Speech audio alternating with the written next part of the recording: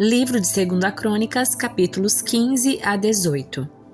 Então o Espírito de Deus veio sobre Azarias, filho de Obed, e ele foi ao encontro do rei Asa. Ouça-me, Asa, disse ele. Ouça-me todo o povo de Judá e de Benjamim. O Senhor estará com vocês enquanto estiverem com ele. Sempre que o buscarem, o encontrarão. Mas se o abandonarem, ele os abandonará. Durante muito tempo, Israel esteve sem o verdadeiro Deus, sem sacerdote para ensiná-los e sem lei para instruí-los. No entanto, sempre que se viram em dificuldades e se voltaram para o Senhor, o Deus de Israel, e o buscaram, eles o encontraram. Naquele tempo não era seguro viajar. Problemas afligiam os habitantes de todas as terras. Uma nação lutava contra outra, uma cidade contra outra, pois Deus os afligia com todo tipo de angústia. Quanto a vocês, porém, sejam fortes e corajosos, pois seu trabalho será recompensado. Quando Asa ouviu essa mensagem do profeta Azarias, encheu-se de coragem e removeu todos os ídolos repulsivos da terra de Judá e de Benjamim e das cidades que ele havia capturado na região montanhosa de Efraim. Além disso, restaurou o altar do Senhor que ficava na frente da sala da entrada do templo do Senhor. Depois, Asa reuniu todo o povo de Judá e de Benjamim e também o povo de Efraim, de Manassés, de Simeão, que havia se estabelecido entre eles. Muita gente de Israel tinha se mudado para Judá no reinado de Asa quando viu que o Senhor seu Deus estava com ele. Reuniram-se em Jerusalém no 3º mês do 15º ano do reinado de Asa. Naquele dia, sacrificaram ao Senhor 700 bois e 7.000 ovelhas dos despojos que haviam tomado na batalha. Então, fizeram um acordo de buscar o Senhor, o Deus dos seus antepassados, de todo o coração e de toda a alma. Concordaram que qualquer um que não buscasse o Senhor, o Deus de Israel, deveria morrer, jovem ou velho, homem ou mulher. Fizeram esse juramento de lealdade ao Senhor em alta voz, ao som de trombetas e clarins. Todo Judá se alegrou com esse acordo, pois o fizeram de todo o coração, buscaram o Senhor com sinceridade e o encontraram.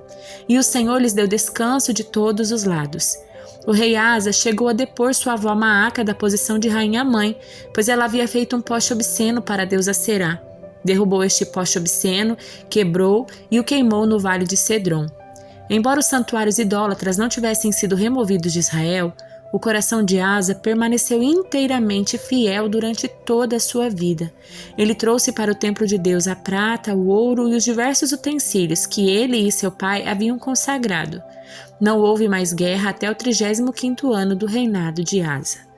No 36º ano do reinado de Asa, Baasa, rei de Israel, invadiu Judá e fortificou Ramá, a fim de impedir que qualquer um entrasse ou saísse do território de Asa, rei de Judá.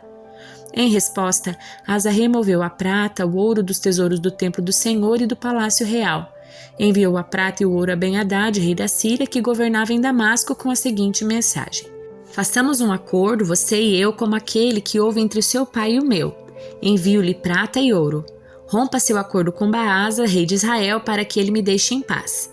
Ben-Hadad aceitou a proposta do rei Asa e enviou os comandantes do seu exército para atacarem as cidades de Israel. Eles conquistaram Ijon, Dan, Abel-Bet, Maaca e todas as cidades de Naftali que serviam como centros de armazenamento. Quando Baasa, rei de Israel, soube o que havia acontecido, abandonou seu projeto de fortificar Ramá e parou todas as obras ali. Então o rei Asa ordenou aos homens de Judá que levassem embora todas as pedras e a madeira usadas por Baasa para fortificar Ramá. Asa empregou esses materiais para fortificar as cidades de Geba e Mispá. Por esse tempo, o vidente Hanani foi a Asa, rei de Judá, e lhe disse: uma vez que você confiou no rei da Síria, em vez de confiar no Senhor, seu Deus, perdeu a oportunidade de destruir o exército do rei da Síria. Você não se lembra do que aconteceu aos etíopes, aos líbios e ao seu exército enorme com todos os seus carros de guerra e cavaleiros? Naquela ocasião você confiou no Senhor e ele os entregou em suas mãos. Os olhos do Senhor passam por toda a terra para mostrar sua força àqueles cujo coração é inteiramente dedicado a ele. Como você foi tolo! De agora em diante haverá guerras contra você. Asa se irou tanto com o vidente por ter lhe dito isso que mandou prendê-lo e colocá-lo no tronco. Nessa época, Asa também começou a oprimir duramente alguns do povo. Os demais acontecimentos do reinado de Asa, do início ao fim, estão registrados nos livros dos reis de Judá e de Israel. No 39º ano do seu reinado, Asa foi atacado por uma doença nos pés. Embora a doença fosse muito grave, ele não buscou a ajuda do Senhor, mas só dos médicos. Então, no 41º ano do seu reinado, morreu e se reuniu aos seus antepassados. Foi sepultado no túmulo que havia mandado abrir na cidade de Davi, foi colocado num leito perfumado com especiarias e vários óleos aromáticos, e o povo fez uma imensa fogueira em sua honra.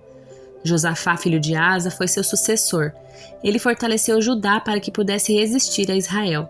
Colocou tropas em todas as cidades fortificadas de Judá e designou guarnições adicionais para a terra de Judá e para as cidades de Efraim que seu pai Asa havia conquistado. O Senhor esteve com Josafá, pois ele seguiu o exemplo dos primeiros anos do seu pai e não adorou as imagens de Baal. Buscou o Deus do seu pai e obedeceu aos seus mandamentos em vez de seguir as práticas perversas do reino de Israel. Por isso, o Senhor estabeleceu o controle de Josafá sobre o reino de Judá. Todo o povo de Judá trazia tributos a Josafá e ele se tornou muito rico e respeitado. Comprometeu-se de coração a seguir os caminhos do Senhor. Removeu de Judá os santuários idólatras e os postes de Aserá. No 3º ano do seu reinado, enviou seus oficiais Benaiu, Obadias, Zacarias, Natanael e Micaías para ensinarem em todas as cidades de Judá. Com eles foram os levitas Semaías, Netanias, Zebadias, Azael, Semiramote, Jonatas, Adonias, Tobias e Tobi-Adonias, e os sacerdotes Elisama e Jeorão. Eles levaram consigo cópias do livro da lei do Senhor e foram por todas as cidades de Judá ensinando o povo. Então, o temor do Senhor caiu sobre todos os reinos vizinhos, de modo que nenhum deles declarou guerra a Josafá. Alguns filisteus trouxeram presentes e prata como tributo, e os árabes trouxeram 7.700 carneiros e 7.700 bodes. Josafá se tornou cada vez mais poderoso e construiu fortalezas e cidades para servirem como centros de armazenamento em toda a terra de Judá. Guardou muitos suprimentos na cidade de Judá e colocou em Jerusalém um exército com guerreiros experientes. Seu exército foi registrado de acordo com os clãs. De Judá havia 300.000 soldados organizados em grupos de 1.000 sob o comando de Adna. Em seguida vinha Joanã, que comandava 280.000 soldados. Depois dele vinha Amazias, filho de Zicre, que se apresentou voluntariamente para o serviço do Senhor e que comandava 200.000 soldados. De Benjamim havia 200.000 soldados equipados com arcos e escudos. Seu comandante era Eliada, guerreiro experiente. Em seguida vinha Josabade, que comandava 180.000 homens armados. Essas eram as tropas que estavam à disposição do rei, além daquele que ele havia colocado nas cidades fortificadas em toda a terra de Judá. Josafá, muito rico e respeitado, aliou-se a Acabe por meio do casamento do seu filho com a filha de Acabe. Alguns anos depois foi a Samaria visitar Acabe, que ofereceu a ele e a seus oficiais um enorme banquete, para o qual abateu um grande número de ovelhas e bois. Então Acabe persuadiu Josafá a unir forças com ele para recuperar Ramote-Gileade. Acabe, rei de Israel, perguntou a Josafá, rei de Judá: "Você irá comigo a Ramote-Gileade?" Josafá respondeu: "Claro que sim, você e eu somos como um só. Meus soldados são seus soldados, certamente iremos com você à batalha." E acrescentou: "Antes, porém, consulte o Senhor." Então o rei de Israel convocou os profetas, cerca de 400 no total, e perguntou: "Devemos ir à guerra contra Ramote-Gileade ou não?" Todos eles responderam: "Sim, devem. Deus entregará o inimigo nas mãos do rei Josafá." Ele, porém, perguntou: "Acaso não há aqui um profeta do Senhor? Devemos consultá-lo também." O rei de Israel respondeu a Josafá: "Há mais um homem que pode consultar o Senhor para nós, mas eu o odeio, pois nunca profetiza nada de bom a meu respeito, só coisas ruins. Chama-se Micaías, filho de Imlá." "O rei não devia falar assim", respondeu Josafá. Então o rei de Israel chamou um dos seus oficiais e disse: "Traga Micaías, filho de Imlá, rápido." Vestidos com seus trajes reais, o rei de Israel e Josafá, rei de Judá, estavam sentados, cada um em seu trono na eira, junto à porta de Samaria. Todos os profetas estavam profetizando diante deles. Um dos profetas, Zedequias, filho de Quenaá, fez chifres de ferro e declarou: "Assim diz o Senhor: com estes chifres o rei ferirá os sírios até a morte." Todos os outros profetas concordaram, dizendo: "Sim, suba a Ramote-Gileade e seja vitorioso, pois o Senhor entregará nas mãos do rei." Enquanto isso, o mensageiro que foi buscar Micaías lhe disse: "Veja, todos os profetas prometem vitória para o rei. Concorde com eles e também prometa sucesso." Micaías, porém, respondeu: Tão certo como vive o Senhor, direi apenas o que meu Deus ordenar. Quando Micaías chegou, o rei lhe perguntou: Micaías, devemos ir à guerra contra Ramote de Gileade ou não? Micaías respondeu: Sim, suba e será vitorioso, pois eles serão entregues em suas mãos. Mas o rei disse: Quantas vezes preciso exigir que diga somente a verdade quando falar em nome do Senhor? Então Micaías respondeu: Vi todo Israel espalhado pelos montes como ovelhas sem pastor. E o Senhor disse: Seu líder foi morto. Mande-os para casa em paz. O rei de Israel disse a Josafá: Não falei? Ele nunca profetiza nada de bom a meu respeito, mas apenas coisas ruins. Micaías prosseguiu: Ouça o que o Senhor diz. Vi o Senhor sentado em seu trono com todo o exército do céu ao redor à sua direita e à sua esquerda. E o Senhor perguntou: Quem enganará Acabe, rei de Israel, para que vá à guerra contra Ramote e Gileade e seja morto ali? Houve muitas sugestões, até que por fim um espírito se aproximou do Senhor e disse: Eu o enganarei. De que maneira? Perguntou o Senhor. E o espírito respondeu: Sairei, porém, um espírito mentiroso na boca de todos os seus profetas. O Senhor disse: Você conseguirá enganá-lo, vai e faça isso.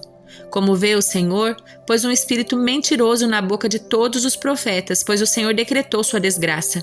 Então Zedequias, filho de Quenaá, se aproximou de Micaías e lhe deu uma bofetada. Como foi que o espírito do Senhor me deixou para falar com você? Perguntou ele. Micaías respondeu: Você descobrirá em breve, quando tentar se esconder em algum quarto secreto. Então o rei de Israel ordenou: Prendam Micaías e levem-no de volta a Amon, governador da cidade, e a meu filho Joás, com a seguinte ordem: Ponham este homem na prisão e deem-lhe apenas pão e água até que eu volte da batalha em segurança. Micaías, porém, respondeu: Se voltar em segurança, significará que o Senhor não falou por meu intermédio. E acrescentou aos que estavam ao redor: Todos vocês prestem atenção às minhas palavras. Então o rei de Israel e Josafá, rei de Judá, levaram seus exércitos para atacar Ramote e Gileade. O rei de Israel disse a Josafá: Quando entrarmos no combate, usarei um disfarce para que ninguém me reconheça, mas você vestirá seus trajes reais. O rei de Israel se disfarçou e os dois foram à batalha. Enquanto isso, o rei da Síria tinha dado as seguintes ordens aos comandantes dos carros de guerra: Ataquem somente o rei, não lutem contra mais ninguém. Quando os comandantes dos carros de guerra sírio viram Josafá em seus trajes reais, foram atrás dele. É o rei de Israel, disseram. Contudo, Josafá clamou e o Senhor o salvou. Deus o ajudou e afastou dele seus inimigos. Assim que os comandantes dos carros perceberam que ele não era o rei de Israel, pararam de persegui-lo. Então um soldado sírio disparou uma flecha a esmo e acertou o rei de Israel entre as juntas da sua armadura. Dê a volta e tire-me daqui, exclamou Acabe para o condutor do seu carro. Estou gravemente ferido. A batalha, cada vez mais violenta, prosseguiu durante todo o dia e o rei permaneceu em pé, apoiado em seu carro, de frente para os sírios. Ao entardecer, quando o sol se punha, ele morreu. Livro de Isaías, capítulos 4 a 6. Naquele dia restarão tão poucos homens que 7 mulheres brigarão por um só e dirão: Deixe que todas nós nos casemos com você. Providenciaremos nossa comida e nossas roupas. Só queremos seu sobrenome para que não zombem de nós. Naquele dia, porém, o renovo do Senhor será belo e glorioso. O fruto da terra será o orgulho e o esplendor de todos que sobreviverem em Israel. Todos que restarem em Sião serão um povo santo. Aqueles que permanecerem em Jerusalém, que estiverem registrados entre os vivos, o Senhor lavará a imundície da bela Sião. Removerá de Jerusalém as manchas de sangue com o quente sopro de julgamento abrasador. Então o Senhor proverá sombra para o monte Sião e todos se reunirão ali. Durante o dia proverá uma camada de nuvem e à noite de fumaça e fogo ardente, que cobrirá a terra gloriosa. Será abrigo contra o calor do dia e esconderijo contra tempestades e chuvas. Agora cantarei a meu amado uma canção sobre seu vinhedo. Meu amado tinha um vinhedo numa colina muito fértil. Ele arou a terra, tirou as pedras e plantou as melhores videiras. No meio do vinhedo construiu uma torre de vigia e junto às rochas fez um tanque de prensar. Então esperou pela colheita de uvas doces, mas o vinhedo só produziu uvas amargas. Agora, habitantes de Jerusalém e Judá, julguem entre mim e meu vinhedo. O que mais poderia ter feito por meu vinhedo que já não fiz? Porque quando eu esperava uvas doces, ele produziu uvas amargas? Agora lhes digo o que farei com meu vinhedo. Removerei suas cercas, deixarei que ele seja destruído. Derrubarei seus muros e deixarei que seja pisoteado. Farei dele um lugar desolado, onde as videiras não são podadas e a terra não é capinada. Um lugar cheio de espinhos e mato. Darei ordens às nuvens que não derramem chuva sobre ele. A nação de Israel é o vinhedo do Senhor dos Exércitos. O povo de Judá é seu jardim agradável. Ele esperava colher justiça, mas encontrou opressão. Esperava colher retidão, mas ouviu gritos de angústia. Que aflição espera vocês que compram casas e mais casas, campos e mais campos, até não haver lugar para outros e vocês se tornarem os únicos donos da terra. Mas eu ouvi o Senhor dos Exércitos fazer um juramento solene. Muitas casas ficarão desertas, até as belas mansões ficarão vazias. Um vinhedo de 10 geiras não produzirá 20 litros de vinho. 10 cestos grandes de semente só produzirão 1 cesto de cereais. Que aflição espera os que se levantam cedo pela manhã para começar a beber e passam a noite tomando vinho para ficarem embriagados. Em suas festas sempre há vinho e belas músicas de lira, harpa, tamborim e flauta, mas nunca pensam no Senhor, não se dão conta do que Ele faz. Por isso meu povo irá para o exílio num lugar distante, pois não me conhece. Os nobres morrerão de fome e a multidão morrerá de sede. A sepultura saliva de ansiedade com a boca bem aberta. Os mais importantes e os mais simples e toda a multidão embriagada serão devorados. A humanidade será abatida, o povo será rebaixado, até os arrogantes baixarão o olhar em humilhação. O Senhor dos Exércitos, porém, será exaltado em sua justiça. A santidade de Deus será demonstrada em sua retidão. Naquele dia, os cordeiros encontrarão bons pastos, as ovelhas gordas e os cabritos comerão entre as ruínas. Que aflição espera os que arrastam sua perversidade com cordas feitas de mentiras, que arrastam atrás de si o pecado como quem puxa uma carroça. Zombam de Deus e dizem: anda logo, toma uma providência, queremos ver o que és capaz de fazer. Que o Santo de Israel realize seu plano, pois queremos saber o que é. Que aflição espera os que chamam o mal de bem e o bem de mal, a escuridão de luz e a luz de escuridão, o amargo de doce e o doce de amargo. Que aflição espera os que são sábios aos próprios olhos e pensam ter entendimento. Que aflição espera os que são heróis em tomar vinho e se gabam de quanta bebida conseguem ingerir. Aceitam subornos para deixar o perverso em liberdade e negam justiça ao inocente. Portanto, assim como o fogo consome a palha e o capim seco se desfaz com a chama, suas raízes apodrecerão e suas flores murcharão, pois rejeitaram a lei do Senhor dos Exércitos, desprezaram a palavra do Santo de Israel. Por isso, a ira do Senhor se acende contra seu povo, por isso ele levantou sua mão para esmagá-los.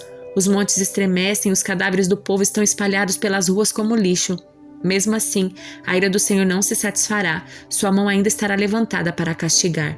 Ele enviará um sinal às nações distantes, assobiará para os que estão nos confins da terra. Eles virão correndo. Não se cansarão nem tropeçarão, ninguém descansará nem dormirá, nem um cinto estará solto, nem uma correia de sandália se arrebentará. Suas flechas estarão afiadas, seus arcos prontos para a batalha. Os cascos dos seus cavalos soltarão faíscas, as rodas dos seus carros girarão como um turbilhão, rugirão como leões, como os leões mais fortes. Rosnarão e se lançarão sobre suas vítimas e as levarão embora, ninguém poderá livrá-las. Naquele dia, rugirão sobre suas vítimas como ruge o mar. Se alguém olhar por toda a terra, só verá trevas e aflição, até a luz será obscurecida pelas nuvens. No ano em que o rei Uzias morreu, eu vi o Senhor. Ele estava sentado em um trono alto e a borda do seu manto enchia o templo. Acima dele havia serafins, cada um com 6 asas. Com 2 asas cobriam o rosto, com 2 cobriam os pés e com 2 voavam. Diziam em alta voz uns aos outros: Santo, Santo, Santo é o Senhor dos Exércitos. Toda a terra está cheia da sua glória. Suas vozes sacudiam o templo até os alicerces e todo o edifício estava cheio de fumaça. Então eu disse: estou perdido, é meu fim, pois sou um homem de lábios impuros e vivo no meio de pessoas de lábios impuros. Meus olhos, porém, viram o Rei, o Senhor dos Exércitos. Então um dos serafins voou em minha direção, trazendo uma brasa ardente que ele havia tirado do altar com uma tenaz. Tocou os meus lábios com a brasa e disse: veja, essa brasa tocou seus lábios. Sua culpa foi removida, seus pecados foram perdoados. Então ouvi o Senhor perguntar: quem enviarei como mensageiro a este povo? Quem irá por nós? E eu respondi: aqui estou, envia-me. Ele disse: vá e diga a este povo: ouçam com atenção, mas não entendam. Observem bem, mas não aprendam. Endureça o coração deste povo. Tape os ouvidos e feche os olhos deles. Assim não verão com os olhos, nem ouvirão com os ouvidos, não entenderão com o coração, nem se voltarão para mim a fim de serem curados. Então eu disse: Senhor, até quando isso vai durar? E ele respondeu: até que as cidades fiquem vazias e as casas abandonadas e toda a terra seja devastada. até que o Senhor tenha mandado todos embora e toda a terra de Israel esteja deserta. Se ainda sobreviver uma 10ª parte, um remanescente, ela será invadida outra vez e queimada. Mas assim como o terebinto e o carvalho deixam um toco quando cortados, o toco de Israel será uma semente santa. Segunda carta a Timóteo, capítulo 1. Eu, Paulo, apóstolo de Cristo Jesus, pela vontade de Deus, enviado para anunciar a vida que Ele prometeu por meio da fé em Cristo Jesus, escreva esta carta a Timóteo, meu filho amado, que Deus o Pai e Cristo Jesus nosso Senhor lhe deem graça, misericórdia e paz. Dou graças por você ao Deus que sirvo com a consciência limpa como o serviram meus antepassados. Sempre me lembro de você em minhas orações noite e dia. Quero muito revê-lo, pois me lembro de suas lágrimas. Nosso reencontro me encherá de alegria. Lembro-me de sua fé sincera, como era de sua avó Loide e de sua mãe Eunice, e sei que em você essa mesma fé continua firme. Por isso, quero lembrá-lo de avivar a chama do dom que Deus lhe deu quando impus minhas mãos sobre você. Pois Deus não nos deu um espírito que produz temor e covardia, mas sim que nos dá poder, amor e autocontrole. Portanto, jamais se envergonhe de falar a outros sobre nosso Senhor, e também não se envergonhe de mim, que estou preso por sua causa. Com a força que Deus lhe dá, esteja pronto para sofrer comigo por causa das boas novas, pois Deus nos salvou e nos chamou para uma vida santa, não porque merecêssemos, mas porque este era seu plano desde os tempos eternos, mostrar sua graça por meio de Cristo Jesus. E agora, Ele tornou tudo isso claro para nós com a vinda de Cristo Jesus, nosso Salvador, que destruiu o poder da morte e iluminou o caminho para a vida e a imortalidade por meio das boas novas, das quais Deus me escolheu para ser pregador, apóstolo e mestre. Por isso estou sofrendo assim, mas não me envergonho, pois conheço aquele em quem creio e tenho certeza de que Ele é capaz de guardar o que me foi confiado até o dia da sua volta. Apegue-se com fé e amor em Cristo Jesus, ao modelo do ensino verdadeiro que aprendeu de mim. Pelo poder do Espírito Santo que habita em nós, guarde a verdade preciosa que lhe foi confiada. Como você sabe, todos os da província da Ásia me abandonaram, incluindo Fígelo e Hermógenes. Que o Senhor demonstre misericórdia a Onesíforo e sua família, pois muitas vezes me animou em suas visitas e nunca se envergonhou por eu estar na prisão. Pelo contrário, quando veio a Roma, procurou-me diligentemente até me encontrar. Que o Senhor lhe mostre misericórdia no dia da volta de Cristo, e você sabe muito bem quanto ele me ajudou em Éfeso.